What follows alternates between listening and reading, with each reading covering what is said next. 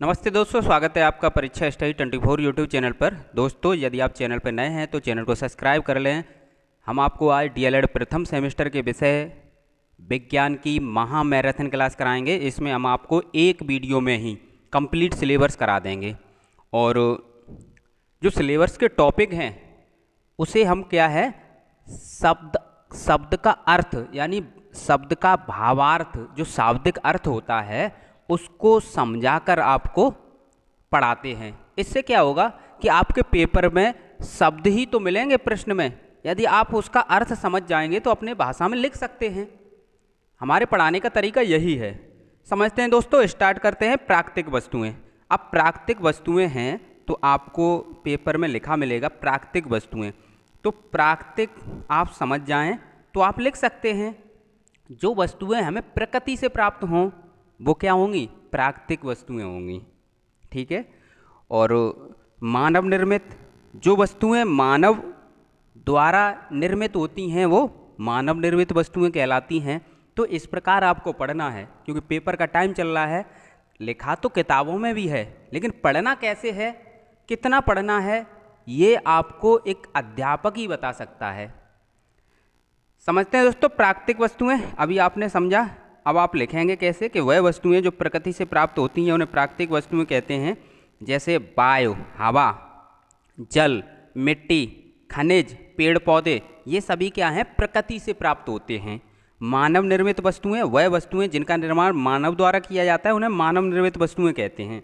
जैसे कपड़े, कांच है, प्लास्टिक है, साबुन है आदि। कांच के बारे में समझते हैं। कांच धातुओं के सिलिकेटों का मिश्रण है। कांच क्या है, धातुओं के सिलिकेटों का मिश्रण होता है। और कांच में आप साधारण कांच और कठोर कांच, दो प्रकार के कांच पढ़ेंगे। साधारण कांच क्या होता है, यह सोडियम बाइकार्बोनेट, चूना पत्थर तथा रेत को मिलाकर बनाया जाता है। इसका उपयोग बोतल, खिड़की के शीशे आदि बनाने में किया जाता है। कठोर कांच का यह पोटेशियम कार्बोनेट, चूना पत्थर, रेत को मिलाकर बनाया जाता है। इसका उपयोग बीकर, जो प्रयोगशाला में बीकर यूज करते हैं और परखनली यूज करते हैं, आदि बनाने में किया जाता है। तो ये आपने समझा कि प्राकृतिक वस्तुएं जो प्रकृति से प्राप्त हैं, मानव निर्मित वस्तुएं जिन्होंने जो मानव द्वारा निर्मित हैं वो मानव निर्मित वस्तुएं। तो इस प्रकार आप पढ़ेंगे तो पेपर में अच्छे अंक लाएंगे। प्लास्टिक को समझते हैं।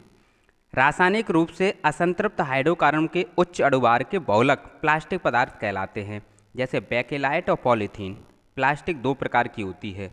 एक प्लास्टिक को हम पुनः यूज कर सकते हैं, यानी पुनः उपयोग में लाई जा सकती है, और दूसरी ऐसी होती है उसे हम दोबारा यूज नहीं कर सकते। समझते हैं दोस्तों। थर्मोप्लास्टिक इस प्लास्टिक को गर्म करने पर मुलायम हो जाती है। इसे ठंडा करने के बाद पुनः गर्म करके मुलायम किया जा सकता है, यानी पॉलीथीन और पीवीसी इसके उदाहरण हैं। और थर्मोसेटिंग प्लास्टिक क्या है, इस प्लास्टिक को गर्म करने पर मुलायम हो जाती है। इसे ठंडा करने के बाद पुनः गर्म करके मुलायम नहीं किया जा सकता है, जैसे बेकेलाइट। नेक्स्ट टॉपिक समझते हैं, साबुन। रासायनिक रूप से साबुन उच्च बसी अम्लों के सोडियम तथा पोटेशियम लवण होते हैं। वनस्पति तेल, सोडियम हाइड्रोक्साइड को मिलाकर साबुन प्राप्त कर सकते हैं। डिटर्जेंट या अपमार्जक, कठोर जल के साथ झाग देने वाले पदार्थ डिटर्जेंट कहलाते हैं। अब नेक्स्ट टॉपिक है सजीव वस्तुएं और निर्जीव वस्तुएं। दोनों में अंतर करके पढ़ेंगे तो आप समझ जाएंगे। सजीव यानी जो वस्तुएं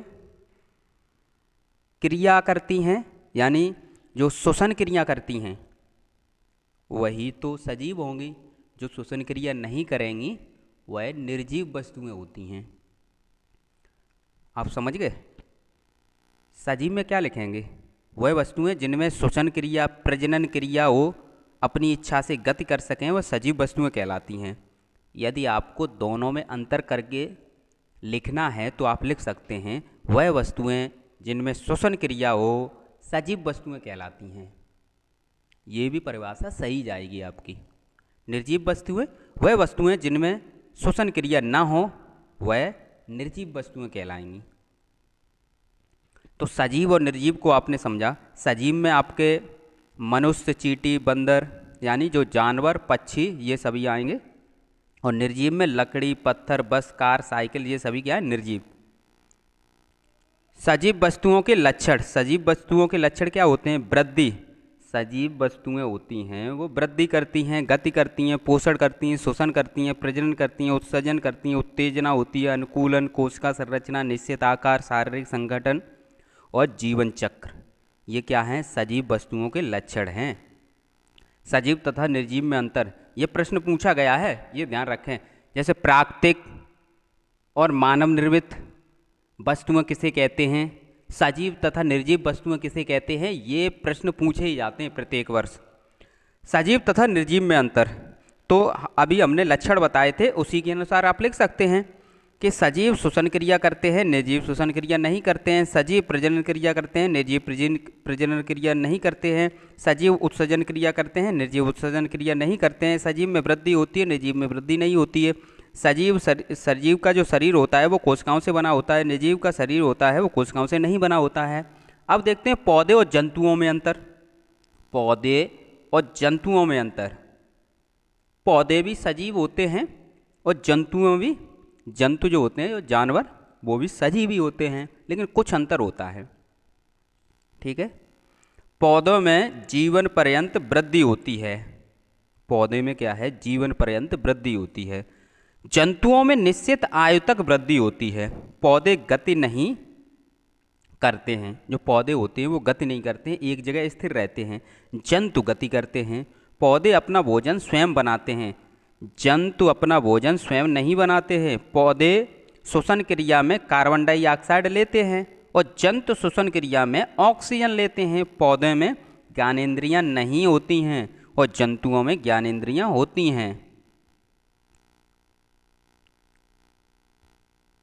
समझते हैं दोस्तों। जंतुओं और पौधों में समानता आपके पेपर में पूछा जाएगा। पौधे और जंतुओं में समानता आप बताएं। तो समानता आप क्या बताएंगे?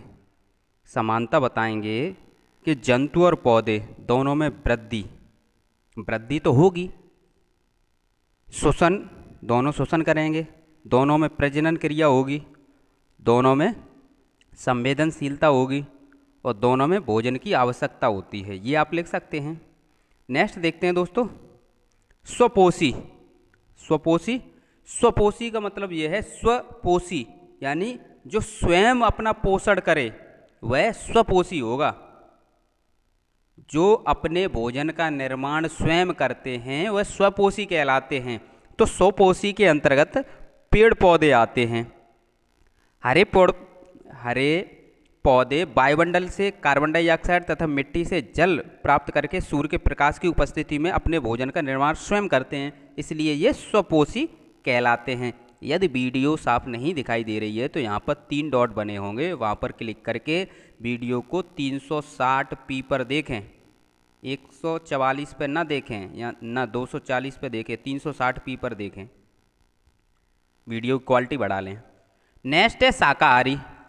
जो अपना भोजन पेड़ पौधों से प्राप्त करते हैं शाकाहारी कहलाते हैं। जैसे बकरी क्या है? अपना भोजन पेड़ पौधों से प्राप्त करती है, तो वो शाकाहारी है। हिरन, खरगोश, ये क्या है? शाकाहारी हैं। और पेड़ पौधे स्वपोषी हैं। मांसाहारी क्या है? जो अपना भोजन शाकाहारी जंतुओं से प्राप्त करते हैं वो मांसाहारी कहलाते हैं। जैसे शेर है तो वो क्या है? बकरी या हिरन को मार के खाते हैं।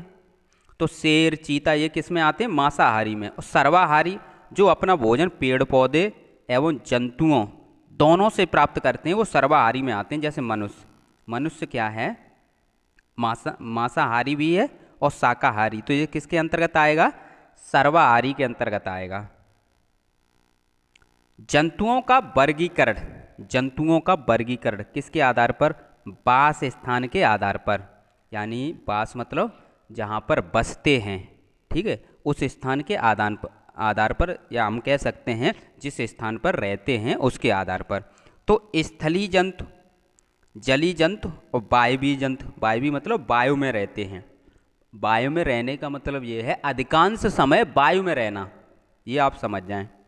वायु में पक्षी या जो जंतु हैं वो लटके थोड़ी ना रहेंगे।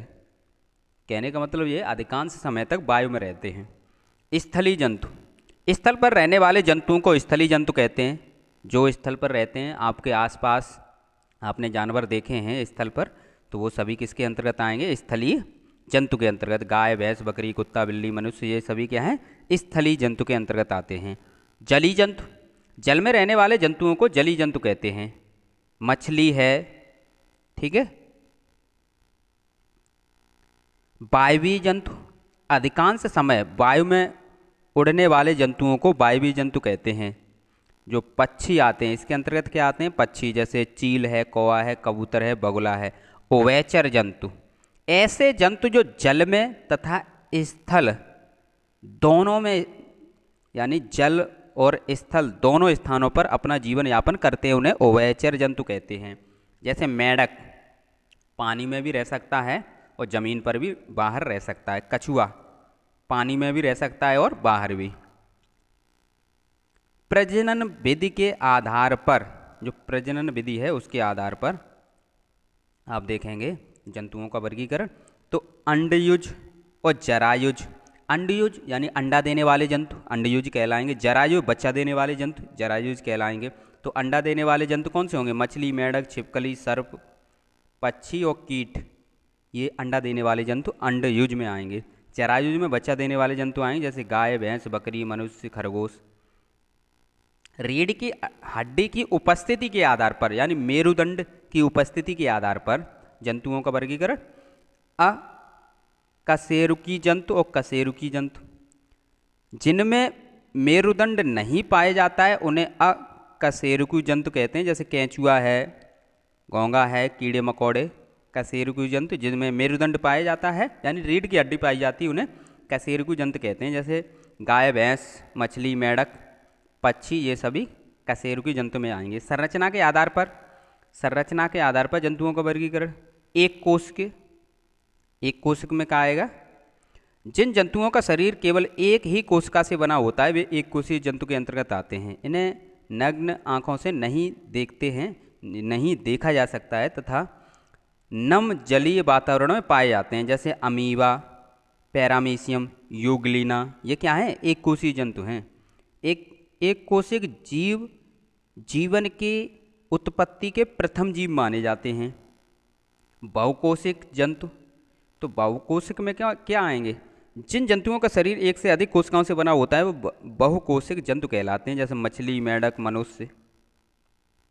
नेक्स्ट देखते हैं, वनस्पति विज्ञान का जनक किसे कहा जाता है? थियोफेस्टस को कहा जाता है। वर्गीकरण का जनक लीनियस को, जंतु विज्ञान का जनक अरस्तु को। ये प्रश्न शॉर्ट में बहुविकल्पी में पूछ लिए जाते हैं। नेक्स्ट समझते हैं पौधों का वर्गीकरण।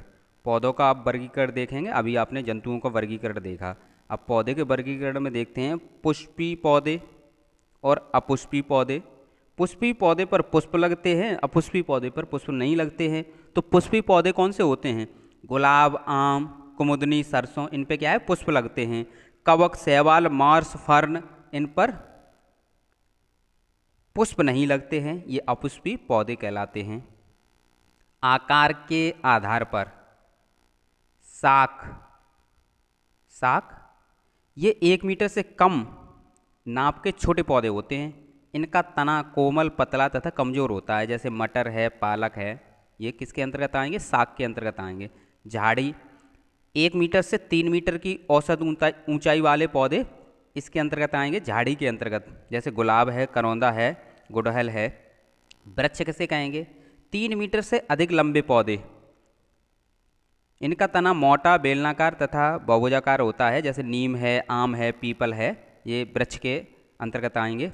आयु के आधार पर, 1 वर्षीय, 2 वर्षीय, बहुवर्षीय पौधे। 1 वर्षीय में कौन कौन से आएंगे? इन पौधों का जीवन काल अधिकतम 1 वर्ष का होता है। जैसे चना, मटर, गेहूँ, मक्का, धान। 2 वर्षीय पौधे, इन पौधों का जीवन काल 2 वर्ष का होता है। जैसे केला। बहुवर्षीय पौधे, इन पौधों का जीवन काल कई वर्षों का होता है। जैसे आम, नीम, कटहल, और भी पौधे हैं। सजीवों का वास स्थान, इसे समझते हैं। वह स्थान जहाँ किसी जीवधारी को पर्याप्त भोजन, सुरक्षा प्रजनन तथा सभी अनुकूल दशाएं उपलब्ध होती हैं उसे उसका वास स्थान कहते हैं। वास स्थान कहते हैं। वास स्थान आप समझते हैं, जीव जिस स्थान पर रहता है वह स्थान उस जीव का वास स्थान होता है। वातावरण में सजीवों का वास स्थान जल, स्थल, वायु तथा मरुस्थल होता है। जलीय जीव, अब समझते हैं जलीय जीव। ये प्रश्न पूछे जाते हैं। जलीय जीव, जल में रहने वाले जीवों को जलीय जीव कहते हैं। जैसे मछली है,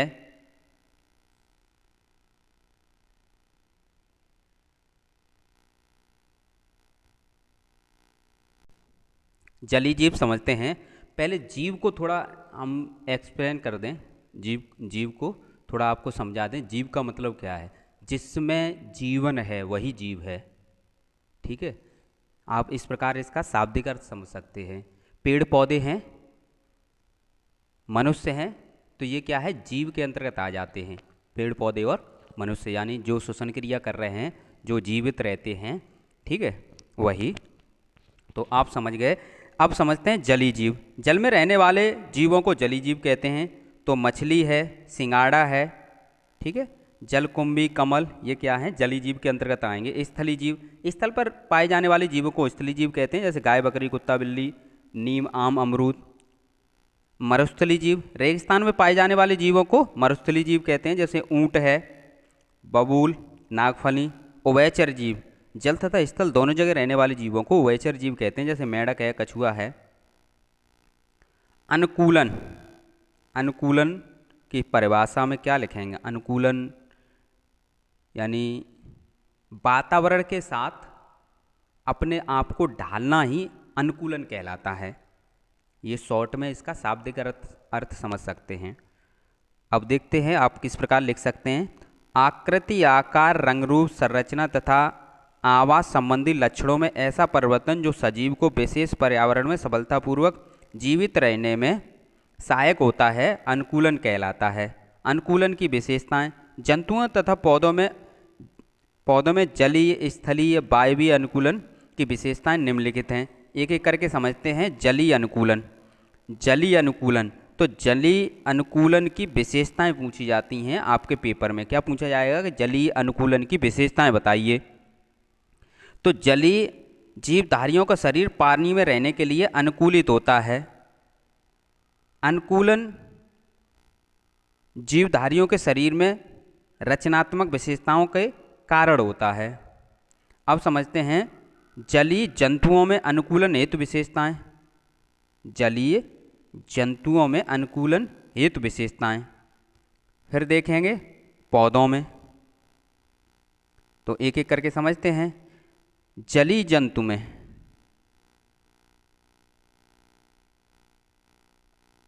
जलीय जंतु मछली के, एक हम लेते हैं कि जलीय जंतु मछली है, तो उसी के बारे में बताएंगे, इसी के बारे में पूछा जाता है। तो जलीय जंतु मछली के शरीर पर जलरोधी सल्क पाए जाते हैं।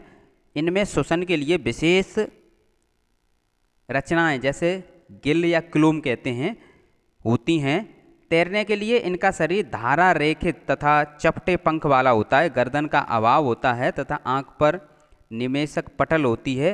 ये सभी लक्षण मछली के जल में तैरने, भोजन की तलाश, श्वसन के प्रति अनुकूलन है। इसी प्रकार अन्य जलीय जीव में भी अनेक विशेषताएं पाई जाती हैं जिनके कारण ही वे जल में निवास कर पाते हैं। मेंढक में क्या होता है? मेंढक के पश्चपाद के पाद जाल, यानी जो पैर होते हैं उनमें जाल होता है। जो अंगुलियां होती हैं वो आपस में जाल से जड़ी हुई होती हैं, चिपटी हुई। मेंढक में पश्चपाद के पाद जाल जल में तैरने के लिए तथा लंबी मांसपेशियां भूमि पर कूदने में सहायक होती हैं। इसके अतिरिक्त जल में त्वचा द्वारा, स्थल पर फेफड़े द्वारा श्वसन करते हैं। तो आप समझ गए, जल में त्वचा द्वारा श्वसन और स्थल पर फेफड़े द्वारा।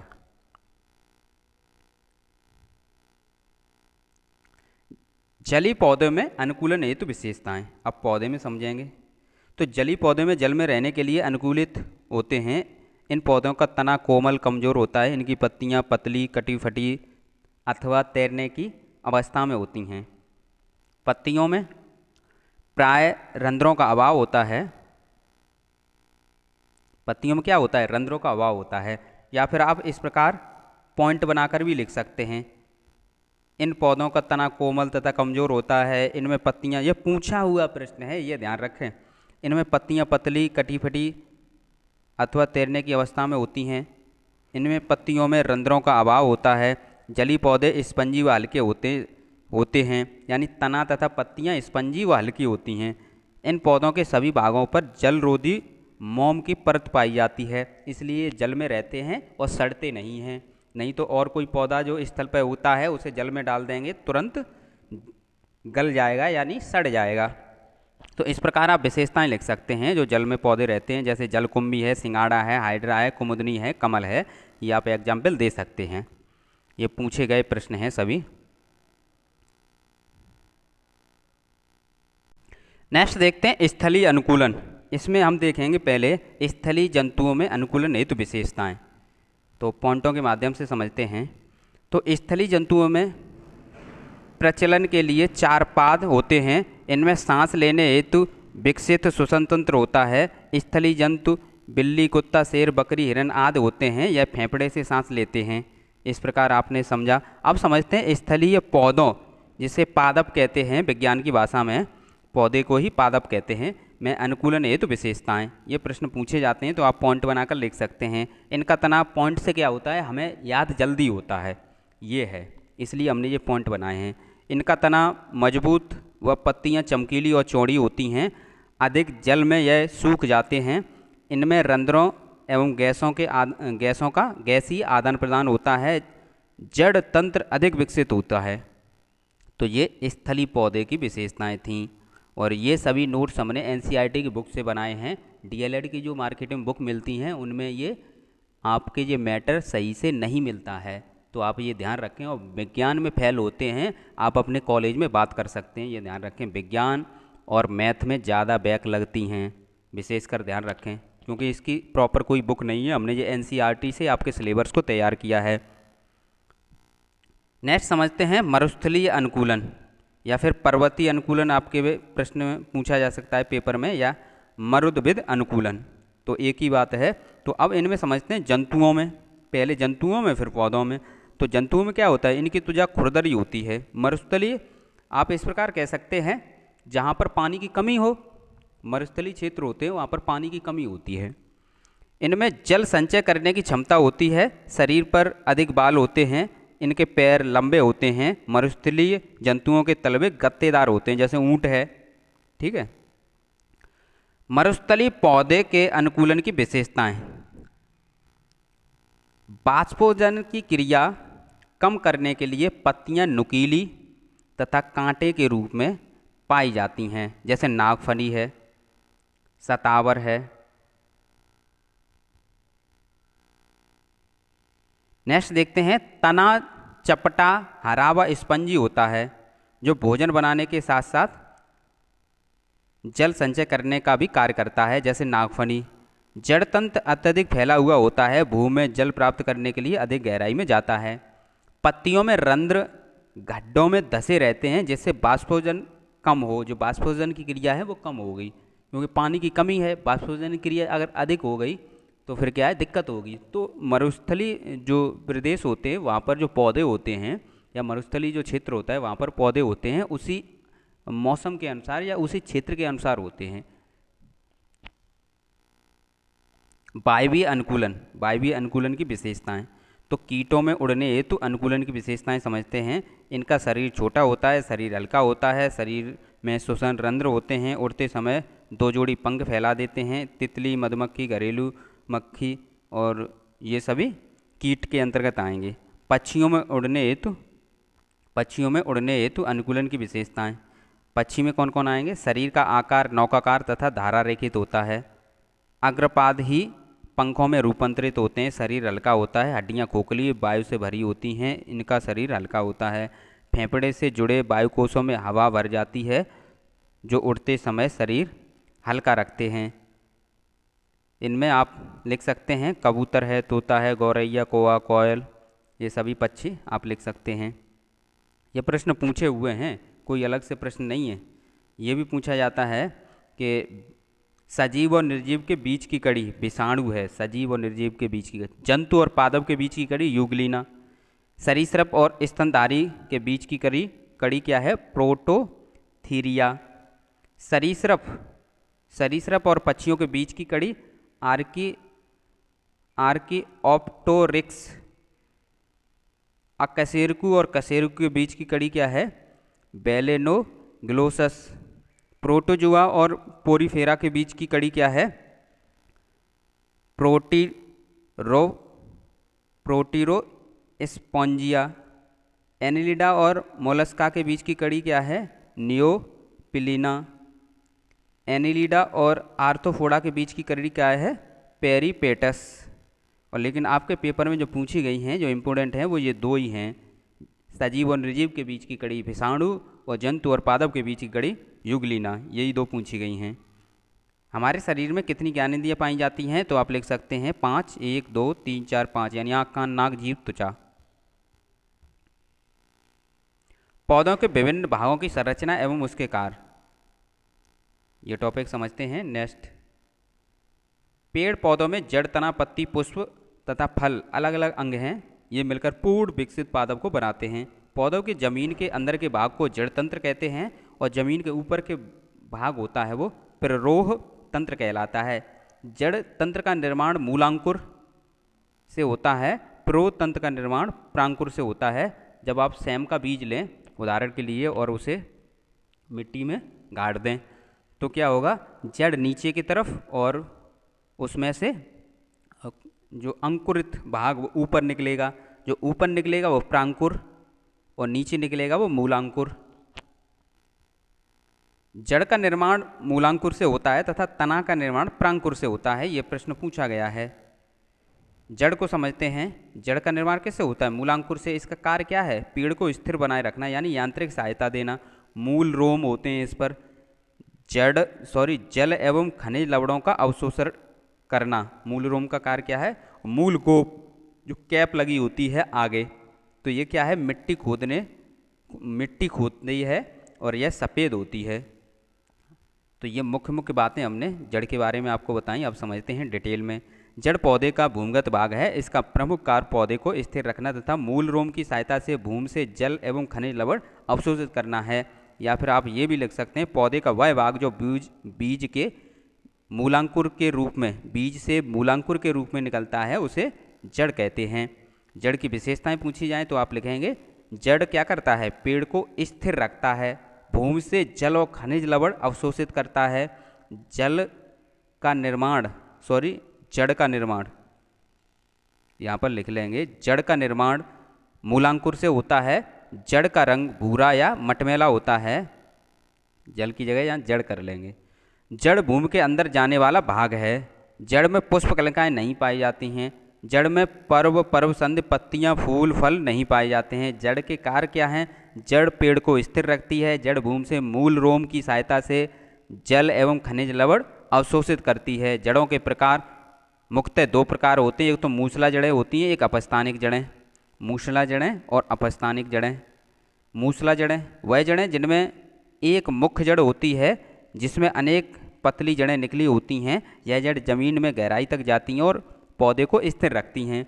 उन्हें मूसला जड़ कहते हैं। जैसे आम है, नीम है, सरसों है, सेम है, इसमें क्या है? मूसला जड़ पाई जाती है।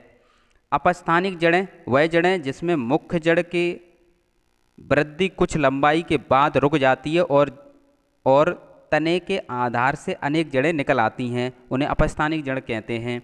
जैसे मक्का है, गेहूं है, बाजरा है, ज्वार है, इनमें जो जड़ें पाई जाती हैं वो अपस्थानिक जड़ें होती हैं। जो गांव के जो छात्र हमसे जुड़े हैं उन्हें पता होगा कि गेहूं और मक्का जो किसान हैं तो उन्होंने खेत में ये देखा होगा, मक्के और गेहूं की जो जड़ें हैं वो क्या होती हैं? अपस्थानिक जड़ें कहलाती हैं। अब देखते हैं दोस्तों, भोजन संचय करने वाली जड़ें। ये आपके पेपर में पूछा गया था प्रश्न कि भोजन, खाद्य पदार्थ संचय करने वाली जड़ें। तो खाद्य पदार्थ संचय करने वाली जड़ें कौन कौन सी हैं? शंकुरूप, कुंभीरूप, तर्करूप। इन्हें समझते हैं शंकुरूप। इस प्रकार की जड़ों में ऊपर का भाग मोटा तथा नीचे का भाग क्रम से पतला होता है, जैसे गाजर। कुंभीरूप इस प्रकार की जड़ों में ऊपर तथा बीच का भाग घड़े के समान ऊपर तथा बीच का भाग घड़े के समान मोटा होता है तथा नीचे का भाग पतला होता है, जैसे चुकंदर है, सलजम है, तुर्करूप। इस प्रकार की जड़ों में ऊपर तथा नीचे का भाग पतला तथा बीच का भाग मोटा होता है, जैसे मूली। खाद्य पदार्थ संचित करने वाली जड़ें, ये खाद्य पदार्थ संचय करने वाली जड़ें अभी आपने देखी थी मूसला जड़ों का रूपांतरण। खाद्य पदार्थ संचय करने वाली जड़ें ये कौन सी थी? मूसला जड़ों का रूपांतरण था। अब देखेंगे अपस्थानिक जड़ों का रूपांतरण, ये भी खाद्य पदार्थ संचय करने वाली जड़ों के अंतर्गत आएंगी। लेकिन जब प्रश्न पूछा जाएगा तो इस प्रकार पूछा जाएगा, मूसला जड़ों का रूपांतरण, खाद्य पदार्थ संचय करने वाली जड़ों के नाम लिखिए। तो आप उनके नाम दे सकते हैं। अपस्थानिक जड़ों का रूपांतरण यानी खाद्य पदार्थ संचय करने वाली जड़ें ये भी हैं। कंदिल जड़ें, कंद जड़ों में भोजन एकत्रित होने के कारण ये फूल जाती हैं तथा गुच्छे बना लेती हैं, जैसे शकरकंद। ग्रंथिल जड़ें, इन जड़ों के सिरे फूल जाते हैं, जैसे हल्दी, आमा हल्दी। मणिकामयी जड़ें, ये जड़ें थोड़े थोड़े अंतर पर फूली रहती हैं और आकार में मणिकाओं की माला की तरह हो जाती हैं, जैसे वाइटस, अमरलता। वलयाकार जड़ें, ये जड़ें आसपास फूलकर अनेक छल्ले बनाती हैं, जैसे इपेके, इपेकाक, इपिकेकुआ न। ये वैज्ञानिक नाम है, इसलिए क्या है थोड़ा बोलने में हिचकिचाहट होती है। एक दो बार रिवीजन करेंगे तो आपको समझ में आ जाएगा। टुकड़ों में विभाजित करके आप पढ़ सकते हैं। इपेकाक, इपिकेकुआ न। पुलकित जड़ें, ये जड़ें तने के आधार से निकलकर फूल जाती हैं और आकार में गुच्छे के समान होती हैं, जैसे सतावर है, डहेलिया है। हस्ताकार जड़ें, इनसे शाखाएं निकलकर हाथ के आकार ले लेती हैं, जैसे आर्किस। सोचन जड़ें, ये जड़ें दलदली और लवड़ी भूमों में उगने वाली ये जड़ें कौन सी होती हैं? शोषण जड़ें जो दलदली और लवड़ी भूमों में उगने वाले पौधों में मिलती हैं। इस भूमि में ऑक्सीजन की कमी होती है, श्वसन क्रिया के कारण ये जड़ें क्या करती हैं? भूमि के ऊपर निकल आती हैं, जैसे राइजोफोरा। आर्द्रता ग्याही जड़ें, कुछ पौधे वृक्ष की छाल पर उगते हैं। आपने देखे होंगे कि कुछ पौधे क्या है वृक्ष पर ही उगाते हैं। इन पौधों में कुछ जड़ें हवा में लटकती हैं, यह वायु से नमी को सोख लेती हैं, जैसे आर्किड। प्रकाश संश्लेषित जड़ें, ये लंबी तथा हरी होती हैं। ये प्रकाश संश्लेषित जड़ें कैसी होती हैं? ये लंबी तथा हरी होती हैं। इससे प्रकाश संश्लेषण क्रिया होती है, जैसे सिंगाड़ा। परजीवी जड़ें, चूसड़ जड़ें या परजीवी जड़ें, ये जड़ें पौधों के ऊतक में प्रवेश करके भोजन का चूसड़ या अवशोषण करती हैं, जैसे अमरवेल है। ग्रंथिल जड़ें, कुछ पौधों में द्वितीयक जड़ों में जगह जगह पर ग्रंथियां उत्पन्न हो जाती हैं, जिसमें राइजोबियम, लेक्यूमिनेसोरम जीवाणु भरे होते हैं, जो पौधों के लिए नाइट्रोजन एकत्रित करते हैं, जैसे मूंग है, चना है, मटर है। पर्णमूल, कुछ पौधों की पत्तियों में खांचेदार किनारों पर स्थित अपस्थानिक कलिकाओं से जड़ें निकलकर भूमि से चिपक जाती हैं। अनुकूल परिस्थिति में एक नया पौधा बन जाता है, जैसे अजोबा, जिसे बायोफिल्म कहते हैं। ये पत्तियों से, ये प्रश्न कई बार पूछा गया है कि पत्तियों से जो पौधा बनता है वो कौन सा है? तो अजूबा है, या इसे बायोफिल्म कहते हैं। तना, पौधे का वह भाग जो बीज से प्रांकुर के रूप में निकलता है उसे तना कहते हैं। तने में गांठ जैसी रचनाओं को क्या कहते हैं? पर्णसंधि कहते हैं। निकटतम दो पर्णसंधि के बीच के स्थान को पर्ण कहते हैं। तने के द्वारा जड़ों से पत्तियों तक, तनों के द्वारा जड़ों से पत्तियों तक जल का संवहन होता है। तना जल एवं खनिज पदार्थों के संवहन और भोजन स्थानांतरण का कार्य करता है। तने की विशेषताएं आप लिख सकते हैं। तने की विशेषताएं आप लिखेंगे, क्या लिखेंगे? तने में पर्व संधि तथा पर्व पाए जाते हैं। तने से शाखाएं, पत्तियां, फूल, फल विकसित होते हैं। तने में पतली पतली नालियाँ होती हैं, इसका संबंध जड़ों से होता है। तने के द्वारा जड़ों से पत्तियों तक जल संवहन होता है। तना जड़ एवं खनिज पदार्थों का संवहन और भोजन स्थानांतरण का कार्य करता है। ये विशेषताएं हैं। कार्य में लिख सकते हैं आप, यह जल एवं खनिज पदार्थों का संवहन करता है, यह भोजन का स्थानांतरण करता है। कुछ तने पत्तियों द्वारा बने भोजन का संग्रह करते हैं, उन्हें भूमिगत तना कहते हैं। तने की सतह पर स्थित रंध्रों एवं गैसों का आदान प्रदान होता है।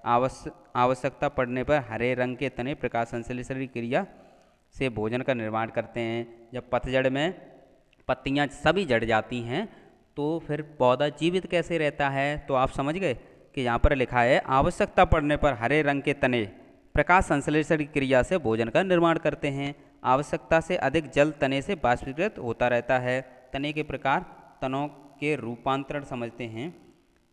भूमिगत तना,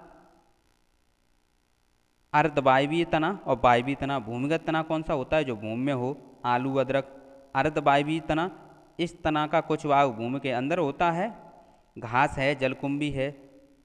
वायवीय तना, यह तना वायु में होता है, यानी भूमि के ऊपर होता है, जैसे नीम है, आम है, जामुन है, इनका जो तना होता है। भूमिगत तने के प्रकार, तो भूमिगत तना पूछा जाए, कंद, कंद के अंतर्गत आलू आएगा, प्रकंद के अंतर्गत अदरक, हल्दी।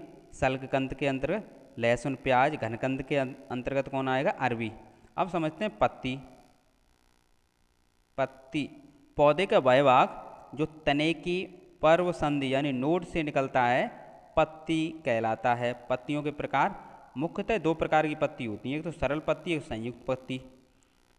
अब चाहे सरल पत्ती हो चाहे संयुक्त पत्ती हो, लेकिन आपको ये समझना जरूरी है कि पर्णाधार किसे कहते हैं। पत्ती का वह भाग जिससे पत्ती तने से जुड़ी होती है पर्णाधार कहलाता है। पर्णफलक, पत्ती का चपटा भाग पर्णफलक कहलाता है। पर्णवृंत, पर्णफलक तथा पर्णाधार के बीच डंठलनुमा भाग पर्णवृंत कहलाता है। आप पीपल का एक पत्ता लें और उसमें ये चीज़ें आपको समझ में आ जाएंगी कि डंठल किसे कहेंगे, पर्णफलक किसे कहेंगे, पर्णाधार किसे कहेंगे। सरल पत्ती, सरल पत्ती को समझते हैं। सरल पत्ती में एक पर्णफलक होता है। कुछ पत्तियों में पर्णफलक का किनारा कटा होता है, लेकिन मध्य सिरा तक कटा नहीं होता है।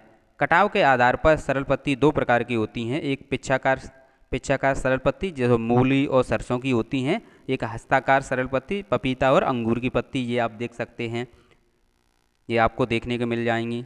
संयुक्त पत्ती में पर्णफलक का कटाव मध्य सिरा तक होता है, जिससे पर्णफलक छोटे छोटे खंडों में बंट जाता है। प्रत्येक खंड को पर्णफलक कहते हैं। कटाव के आधार पर संयुक्त पत्ती दो प्रकार की होती हैं, एक पिच्छाकार, एक हस्ताकार। पिच्छाकार में इमली, नीम, गुलाब, बबूल, गाजर की पत्ती, और हस्ताकार में नींबू और बेर की पत्ती। पत्ती के कार पूछे जाएं तो आप ये लिखेंगे, क्या लिखेंगे, प्रकाश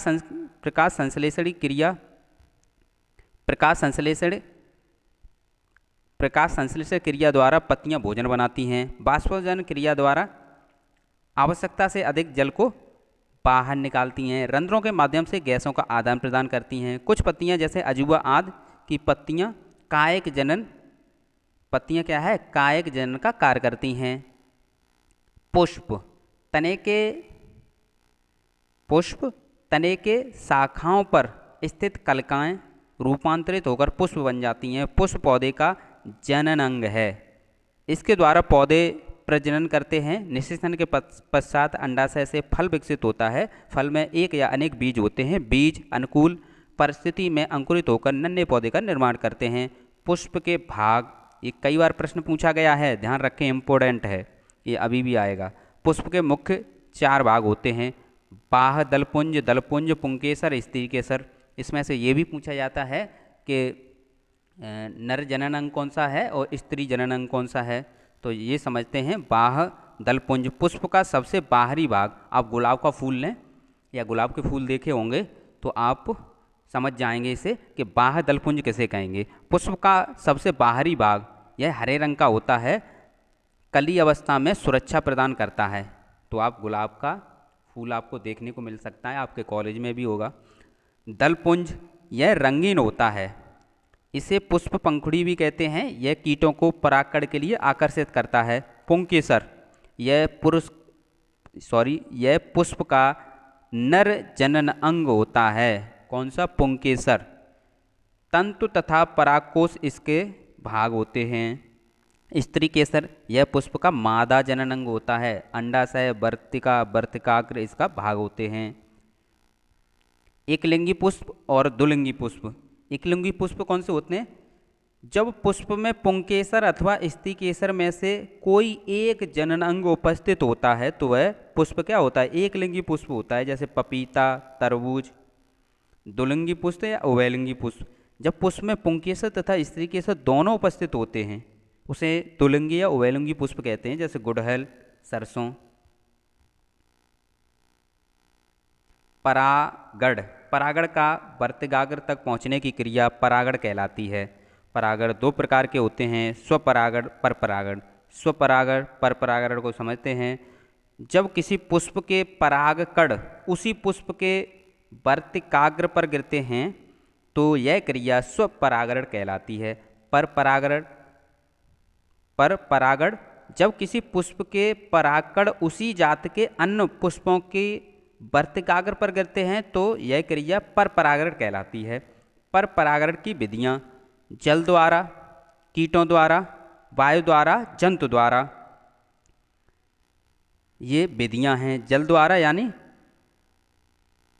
बेली, सनेरिया का पौधा, बेला, रात की रानी, ये कीटों द्वारा। वायु द्वारा मक्का, गेहूँ, बाजरा। जंतु द्वारा रेफ्लेसिया।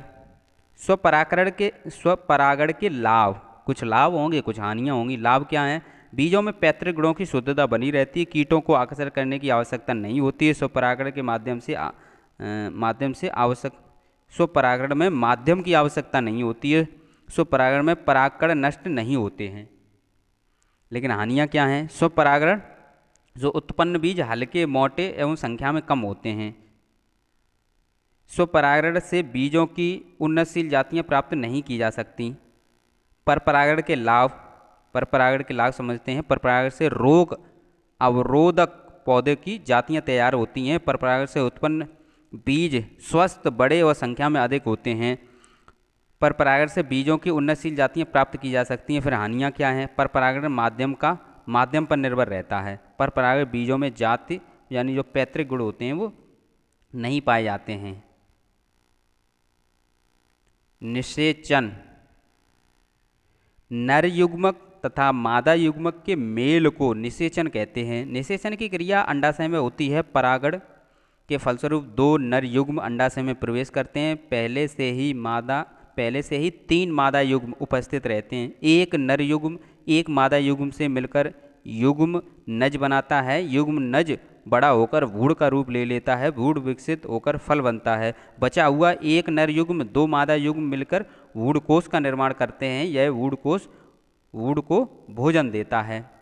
तो आप समझ गए निषेचन। अब नेक्स्ट समझते हैं फल। निषेचन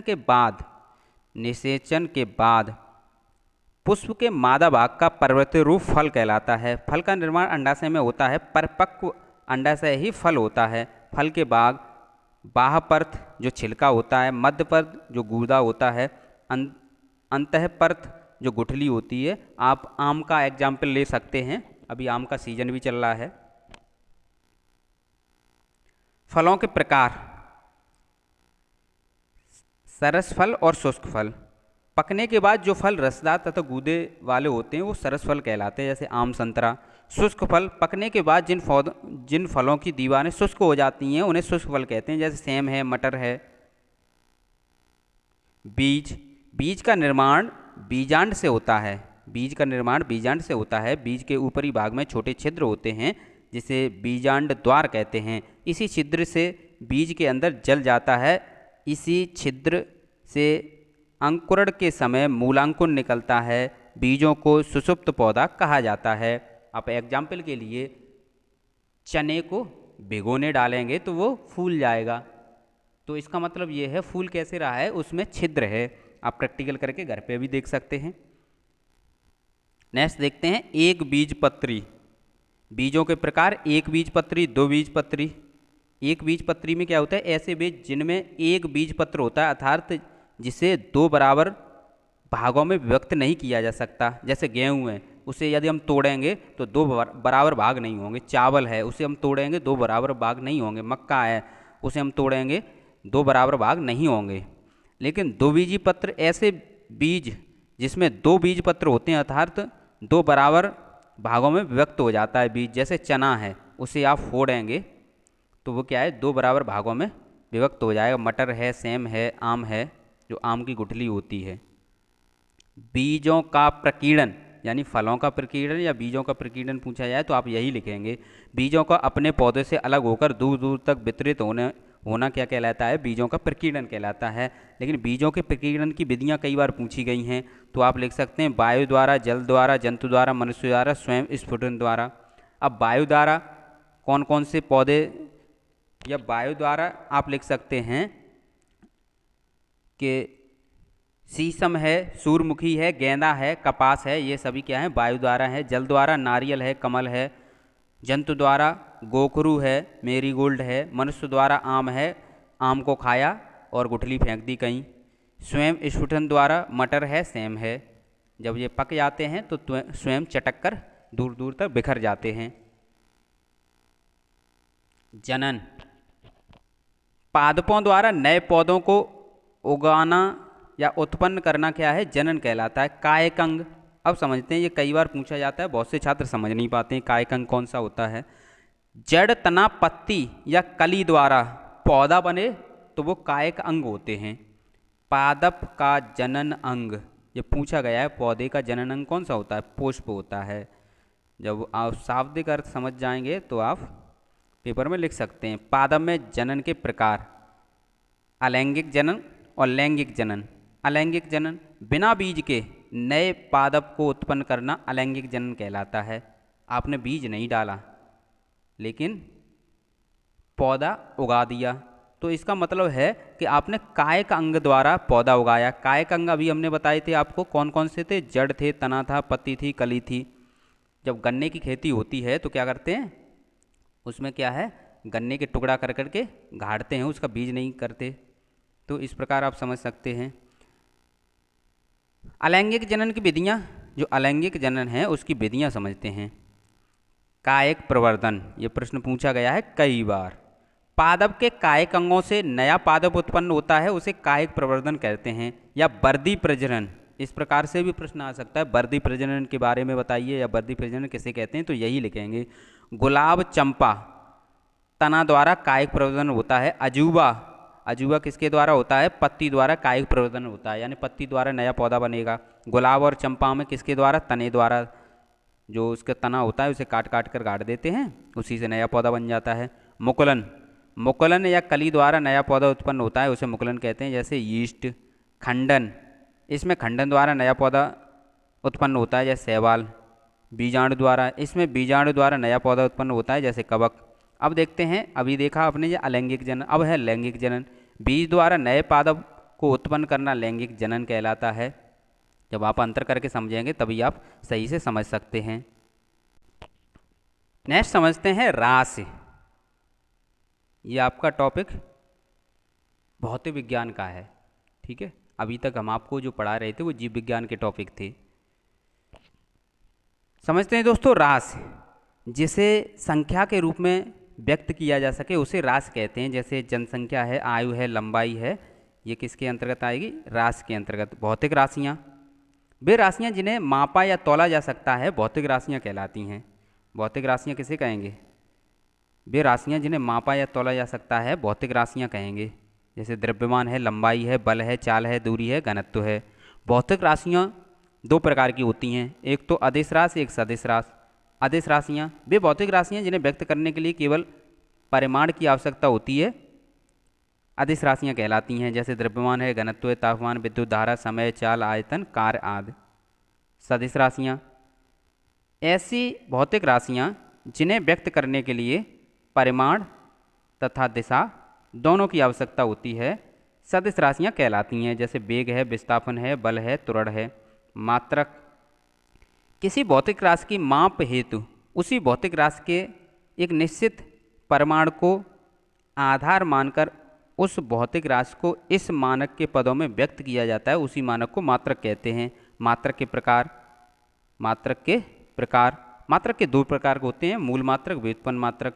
मूल मात्रक, मूल भौतिक राशि को व्यक्त करने के लिए उपयोग में लाए जाने वाले मात्रक मूल मात्रक कहलाते हैं, जैसे मीटर है, सेकंड है, किलोग्राम है। व्युत्पन्न मात्रक, मूल मात्रकों की सहायता से व्यक्त किए जाने वाले मात्रकों को व्युत्पन्न मात्रक कहते हैं, जैसे न्यूटन है, जूल है। मानक पद्धति, एमकेएस पद्धति, जो एमकेएस पद्धति है उसे लंबाई को मीटर में, द्रव्यमान को किलोग्राम में और समय को सेकंड में मापते हैं। एसआई सिस्टम या अंतर्राष्ट्रीय मात्रक प्रणाली, एसआई सिस्टम को क्या कहते हैं? अंतर्राष्ट्रीय मात्रक प्रणाली कहते हैं, वो यही है आपकी। सीजीएस यानी सेंटीमीटर ग्राम सेकंड, एफपीएस पद्धति फुट पाउंड सेकंड। अंतर्राष्ट्रीय मात्रक प्रणाली में 7 मूल मात्रक हैं और 2 पूरक मात्रकों को सम्मिलित किया गया है। तो 7 मूल मात्रक कौन कौन से हैं? लंबाई का मात्रक मीटर, द्रव्यमान का किलोग्राम, समय का सेकंड, ताप का केल्विन, पदार्थ की मात्रा का मोल, ज्योति तीव्रता का कैंडेला, विद्युत धारा का एम्पियर। 2 और हैं पूरक मात्रक कहते हैं, समतल कोण का रेडियन और ठोस कोण का स्टेरेडियन। व्युत्पन्न मात्रक समझ लेते हैं। क्षेत्रफल का होता है मीटर स्क्वायर या वर्ग मीटर भी कहते हैं। आयतन का होता है मीटर क्यू या घन मीटर कहते हैं। घनत्व का किलोग्राम प्रति मीटर क्यू। चाल का मीटर प्रति सेकंड, वेग का मीटर प्रति सेकंड, त्वरण का मीटर प्रति सेकंड स्क्वायर। बल का होता है किलोग्राम इंटू मीटर प्रति सेकंड स्क्वायर या फिर न्यूटन। संवेग का किलोग्राम इंटू मीटर प्रति सेकंड। दाब का न्यूटन प्रति मीटर स्क्वायर। कार्य या ऊर्जा का न्यूटन इंटू मीटर या फिर जूल। और शक्ति का होता है जूल प्रति सेकंड। 1 इंच में 2.54 सेंटीमीटर होते हैं। 1 फुट में 12 इंच या 30.48 सेंटीमीटर होते हैं। 1 गज में 3 फुट होते हैं। ये आवश्यकता पड़ती है, छोटे छोटे बहुविकल्प में आपसे पूछ लिए जाते हैं। 1 लीटर बराबर 1000 घन सेंटीमीटर। 1000 लीटर बराबर 1 घन मीटर। 1 हेक्टेयर बराबर 10,000 मीटर स्क्वायर या 2.5 एकड़। 1 डेसीबल बराबर 40 मीटर स्क्वायर। 100 किलो बराबर 1 कुंटल। 10 कुंटल बराबर 1 टन। मापन में प्रयुक्त उपकरण, ये प्रश्न कई बार पूछा गया है। मापन में प्रयुक्त उपकरण निम्नलिखित हैं। थर्मामीटर है, रेन गेज है। रेन गेज यानी वर्षा को मापने का यंत्र है। थर्मामीटर क्या है? ताप को मापने का यंत्र है। थर्मामीटर या तापमापी कहते हैं इसे। समझते हैं, ताप मापने के लिए उपयोग में लाए जाने वाले यंत्र को क्या कहते हैं? थर्मामीटर कहते हैं या तापमापी कहते हैं। डॉक्टरी थर्मामीटर मानव के शरीर के ताप को जिस तापमापी से मापते हैं उसे डॉक्टरी थर्मामीटर कहते हैं। रेन गेज वर्षा के जल की मात्रा मापने के लिए उपयोग किए जाने वाले यंत्र को रेन गेज कहते हैं या वर्षा मापी कहते हैं। गति, कोई वस्तु, गति की परिभाषा में क्या लिखेंगे? कोई वस्तु जब समय के साथ अपनी स्थिति बदलती है उसे गति कहते हैं। जैसे चलती ट्रेन जो बिजली के खंभे या पटरी के किनारे स्थित पेड़ पौधों के सापेक्ष अपनी गति बदलती है। गति के प्रकार, यह प्रश्न कई बार पूछा गया है।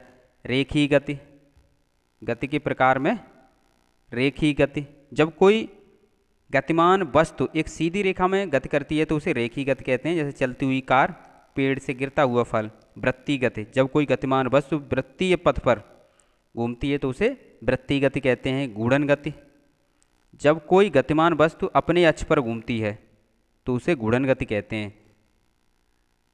जो वृत्तीय गति है उसके उदाहरण में आप लिख सकते हैं पृथ्वी के चारों ओर चंद्रमा की गति, वृत्ताकार ट्रैक पर चलती हुई कार। घूर्णन गति में आप लिख सकते हैं घूमता हुआ लट्टू की गति, कुमार का घूमता हुआ चाक। दोलन गति, जब कोई वस्तु अपनी माध्य स्थिति के दोनों ओर गति करती है तो उसे दोलन गति कहते हैं। जैसे सरल लोलक की गति, झूले की गति। न्यूटन के नियम, न्यूटन के गति के 3 नियम है। पहला नियम क्या है? पहला नियम समझते हैं कि कोई वस्तु विरामावस्था में है तो विरामावस्था में रहेगी, यदि गतिमान है तो गतिमान रहेगी जब तक उस पर कोई बाहुबल न लगाया जाए। तो ये न्यूटन का प्रथम नियम है, इसे आप लिख सकते हैं। उदाहरण के लिए रुकी हुई गाड़ी अचानक चलने पर उसमें बैठे यात्री पीछे की ओर झुक जाते हैं। जो पहला नियम है वो किसका है? जो न्यूटन का पहला नियम है वो आपका बल की परिभाषा देता है। क्या देता है, बल की परिभाषा निकलती है इससे। और प्रथम नियम को जड़त्व का नियम कहते हैं। तो जड़त्व के नियम कैसे एग्जाम्पल में आप समझा सकते हैं कि रुकी हुई गाड़ी अचानक चलने पर उसमें बैठे यात्री पीछे की ओर झुक जाते हैं, चलती हुई गाड़ी अचानक रुक जाने पर यात्री होते हैं आगे की ओर झुक जाते हैं। ये जड़त्व के कारण होता है। द्वितीय न्यूटन की गति का द्वितीय नियम क्या है, वस्तु के संवेग परिवर्तन की दर उस पर आरोपित बल के अनुपाती होती है तथा संवेग परिवर्तन आरोपित बल की दिशा में होता है, ये आप लिख सकते हैं। और द्वितीय जो नियम है उससे बल का सूत्र मिलता है, F बराबर ma। जैसे क्रिकेट खिलाड़ी तेज आती हुई गेंद को कैच करते समय अपने हाथों को गेंद के बेग की दिशा में गतिमान कर लेता है ताकि चोट न लगे। गाड़ी में स्प्रिंग और शॉकर लगाए जाते हैं ताकि झटका न लगे। न्यूटन के गति का तीसरा नियम क्या है, क्रिया प्रतिक्रिया का नियम है। प्रत्येक क्रिया के बराबर परंतु विपरीत दिशा में प्रतिक्रिया होती है, इसलिए इस नियम को क्रिया प्रतिक्रिया का नियम कहते हैं। बंदूक से गोली छोड़ते समय पीछे की ओर झटका लगना, नाव के किनारे पर से जमीन पर कूदने पर नाव का पीछे हटना, रॉकेट का आगे बढ़ना, ये क्रिया प्रतिक्रिया के नियम पर आधारित हैं। संवेग संरक्षण का नियम क्या है, संवेग संरक्षण का नियम है, जो संवेग संरक्षण का नियम है न्यूटन के द्वितीय नियम तथा न्यूटन के तृतीय नियम के संयोग का परिणाम है। एक या एक से अधिक वस्तुओं के निकाय पर कोई बाहरी बल नहीं लग रहा हो तो उस निकाय का कुल संवेग नियत रहता है। उदाहरण से आप समझ सकते हैं कि जब बराबर संवेग वाली दो गेंदें आपस में टक्कर मारती हैं तो गेंदें अचानक रुक जाती हैं। यह निकाय यानी दोनों गेंदों का कुल संवेग टक्कर के पूर्व शून्य है और टक्कर के बाद शून्य हो जाता है, अर्थात निकाय का कुल संवेग नियत रहता है। चाल की परिभाषा, चाल समझते हैं, कोई वस्तु इकाई समय में जितनी दूरी तय करती है उसे चाल कहते हैं। चाल का सूत्र होता है चाल बराबर दूरी बट्टे समय। चाल का जो मात्रक होता है मीटर प्रति सेकंड, चाल अदिश राशि है। नेक्स्ट समझते हैं दोस्तों बल वह कारक है, बल की परिभाषा समझते हैं, बल वह बाहरी कारक है जो किसी वस्तु को विराम अवस्था या गति अवस्था में परिवर्तित करता है या परिवर्तन करने का प्रयास करता है। बल किसी वस्तु की अवस्था में परिवर्तन लाता है या लाने का प्रयास करता है। बल का जो मात्रक होता है वो न्यूटन होता है, CGS में डाइन होता है। 1 न्यूटन बराबर 10⁻10 10⁵ डाइन। बल एक सदिश राशि है, बल की जो इकाई है या मात्रक है वो न्यूटन होता है। बल के प्रकार समझ लेते हैं। पेशी बल किसे कहेंगे, पेशी बल शरीर की मांसपेशियों द्वारा लगाए जाने वाले बल को पेशी बल कहते हैं। जैसे पहलवानों को भार उठाने में लगने वाला बल। गुरुत्वीय बल, वस्तुओं को पृथ्वी की ओर आकर्षित करने वाले बल को गुरुत्वीय बल कहते हैं। किसी वस्तु को ऊपर फेंकने पर नीचे गिरना, फल का पेड़ से गिरना, ये क्या है, गुरुत्वीय बल के कारण होता है। चुंबकीय बल, किसी एक चुंबक के द्वारा दूसरे चुंबक पर या चुंबकीय पदार्थ पर लगाया गया आकर्षण बल या फिर प्रतिकर्षण बल चुंबकीय बल कहलाता है। विद्युतीय बल, एक आवेशित वस्तु द्वारा दूसरी आवेशित अथवा अनावेशित वस्तु पर लगाया गया बल विद्युतीय बल कहलाता है। घर्षण बल, दो वस्तुओं के सतह के मध्य लगने वाले बल को जो गति का विरोध करता है घर्षण बल कहलाता है। घर्षण बल के प्रकार, स्थैतिक घर्षण, गतिज घर्षण। स्थैतिक घर्षण गति के कारण गति उत्पन्न से पूर्व, यह कब लगता है, स्थैतिक घर्षण गति उत्पन्न होने से पूर्व। और गतिज घर्षण क्या है, गति उत्पन्न होने के बाद लगता है। गतिज घर्षण में सर्पी घर्षण बल यानी सरकने पर लगता है, लौटने घर्षण बल लुढ़कने पर लगता है। घर्षण बल के लाभ भी हैं, कुछ हानियां भी हैं। लाभ क्या है, घर्षण बल के कारण व्यक्ति जमीन पर चल पाता है। पट्टे तथा पुली के बीच घर्षण के कारण पट्टे मोटर के पहियों को घुमाती हैं। दिया सलाई जलती है, ब्रेक लगते हैं घर्षण के कारण। घर्षण से हानियाँ क्या है, मशीनों के पुर्जे घिस जाते हैं और जो बेयरिंग होती हैं मशीनों की वो भी खराब हो जाती हैं घर्षण के कारण। नेक्स्ट समझते हैं पदार्थ। पदार्थ की डेफिनेशन समझते हैं। वे सभी वस्तुएं जो स्थान घेरती हैं तथा जिनका द्रव्यमान होता है पदार्थ कहलाती हैं। जैसे कागज, लोहा, मिट्टी, जल, वायु, दूध आदि। पदार्थ की अवस्थाएं होती हैं। पदार्थ की 3 अवस्थाएं होती हैं, ठोस, द्रव, गैस। पदार्थ की कितनी अवस्थाएं होती हैं, 3 अवस्थाएं होती हैं। एक एक करके समझते हैं। ठोस पदार्थों में जो अणु होते हैं एक दूसरे के पास पास होते हैं, इनमें आपसी आकर्षण बहुत अधिक होता है, जिसके कारण आकृति तथा आयतन निश्चित होता है। जैसे लोहा, लकड़ी, कागज। द्रव में क्या होता है, जो अणु होते हैं, वो पदार्थ के जो अणु होते हैं, वो अणु जो ठोस की अपेक्षा दूर होते हैं, ठोस की अपेक्षा दूर होते हैं। जैसे तेल है, जल है, गैस। गैस में क्या होता है, गैस के अणु बहुत दूर दूर होते हैं। इनमें आपसी आकर्षण बहुत कम होता है, जिसके कारण आकृति तथा आयतन दोनों क्या होते हैं, अनिश्चित होते हैं। Oxygen, hydrogen. पदार्थों के गुण। पदार्थ 3 अवस्थाओं में पाए जाते हैं। प्रत्येक पदार्थ का घनत्व अलग अलग होता है। पदार्थ में एक विशेष प्रकार की गंध आती है। पदार्थ चोट मारने पर टूट जाते हैं। पदार्थ का स्वाद अलग अलग होता है। प्रत्येक पदार्थ का जो स्वाद होता है वो अलग अलग होता है। कुछ पदार्थ जल में घुल जाते हैं। ऊर्ध्वपातन। ऊर्ध्वपातन पदार्थ का ठोस अवस्था से सीधे गैस अवस्था में बदलना ऊर्ध्वपातन कहलाता है। जैसे कपूर, आयोडीन। भंगुर पदार्थ। जिन पदार्थों को पीटने या चोट मारने पर टूट जाते हैं उन्हें भंगुर पदार्थ कहते हैं। अभंगुर पदार्थ। जिन पदार्थों को पीटने या चोट मारने पर नहीं टूटते हैं वो अभंगुर पदार्थ कहलाते हैं। जैसे लोहा, सोना, चांदी। विलेयता। विलेयता किसे कहेंगे, कुछ पदार्थ निश्चित ताप पर जल में घुल जाते हैं, उन्हें विलेय पदार्थ कुछ पदार्थ निश्चित ताप पर जल में घुल जाते हैं, उन्हें विलेय पदार्थ कहते हैं। इस गुण को विलेयता कहते हैं। जैसे दूध, नमक, शक्कर। बाष्प। बाष्प समझते हैं। बाष्प द्रव और गैस के मध्य की अवस्था है। इसमें गैस और पानी का मिश्रण होता है। बाष्प का आयतन गैस से कम होता है। यह प्रश्न पूछा गया है, सिद्ध कीजिए कि पदार्थ के कणों के बीच रिक्त स्थान होता है। तो आप सिद्ध कर सकते हैं। जब किसी द्रव में चीनी घोलते हैं तो द्रव के कणों के बीच चीनी के कण समाहित हो जाते हैं, परंतु द्रव का आयतन नहीं बढ़ता है। अतः पदार्थ के कणों के बीच रिक्त स्थान पाया जाता है, इसी कारण द्रव का आयतन नहीं बढ़ता है। तत्व।